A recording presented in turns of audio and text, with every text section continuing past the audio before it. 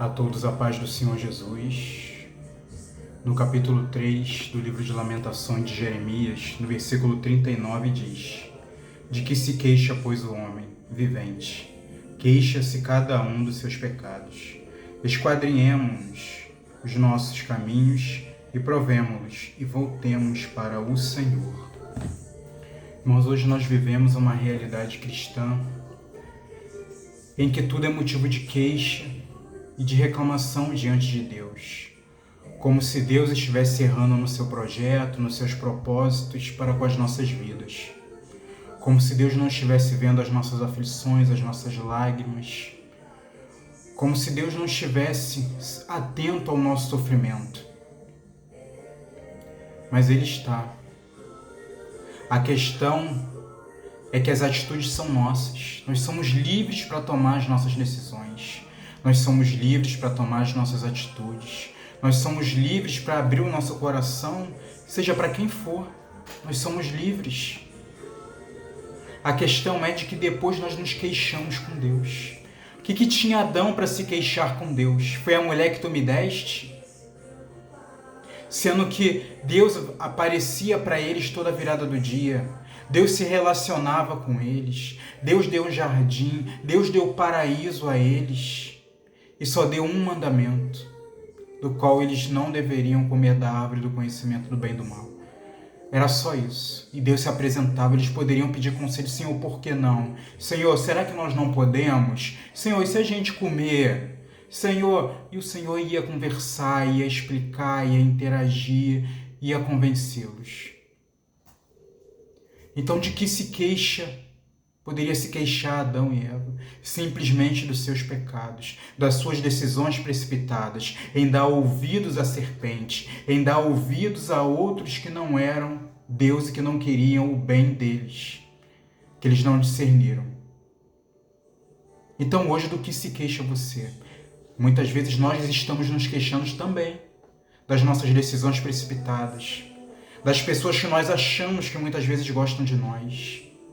Muitas vezes para pessoas que nós abrimos o nosso coração, que nós abrimos muitas vezes os nossos segredos, que nós abrimos muitas vezes a nossa intimidade.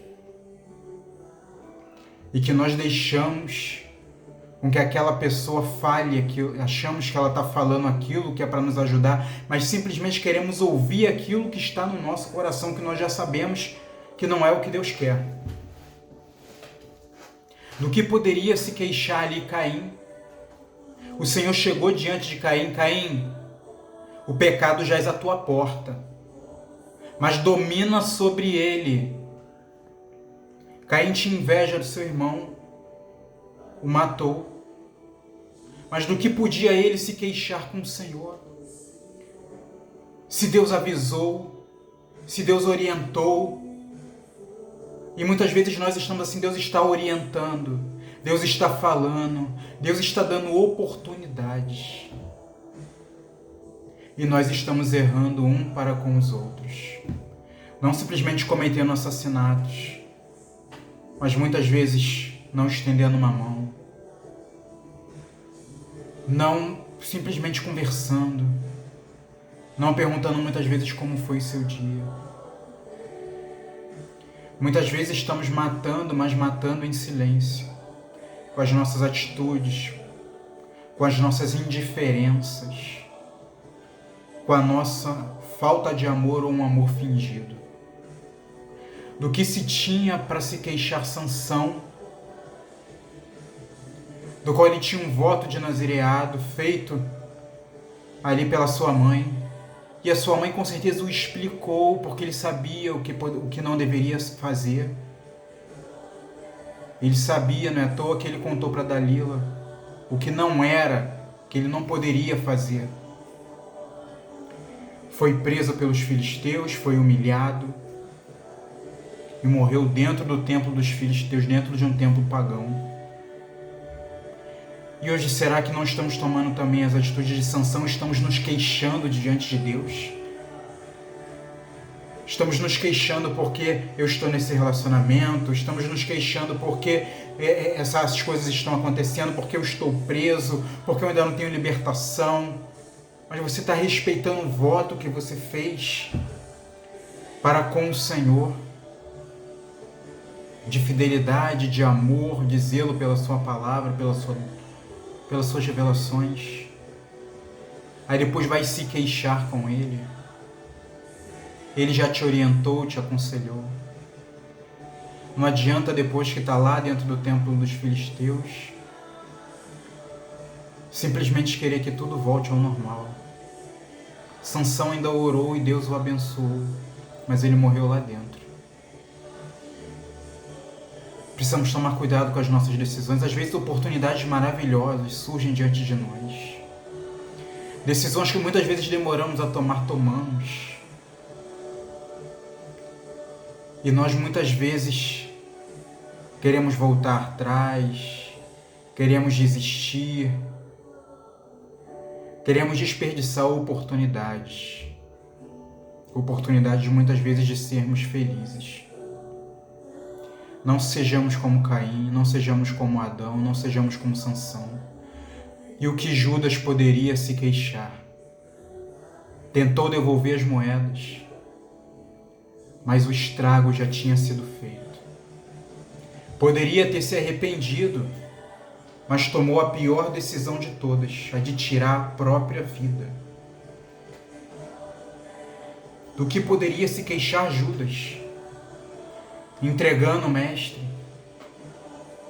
na mão daqueles o que o levaram à morte. Hoje, será que você também não está se queixando diante de Deus, querendo tomar a mesma atitude, querendo até tirar a sua vida?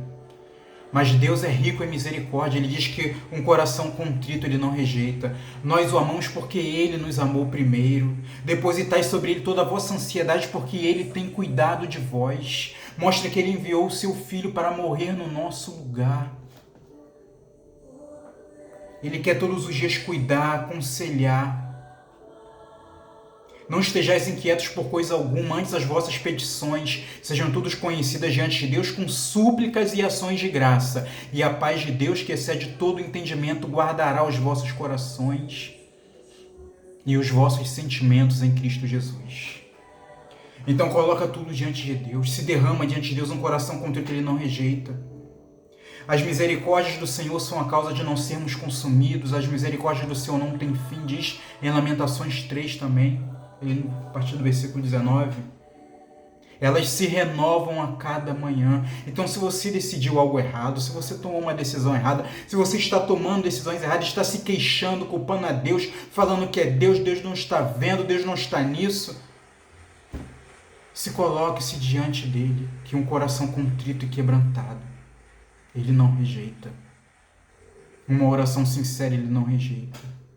Um arrependimento verdadeiro, Ele não rejeita. Ele está te esperando para desfazer tudo aquilo que muitas vezes você fez no passado, ou para te dar uma nova história, te fazer viver uma nova história, como Ele fez com Israel. Quando saiu do Egito, o tempo deles começou a ser contado de forma diferente. Que Deus nos abençoe, e ainda há tempo.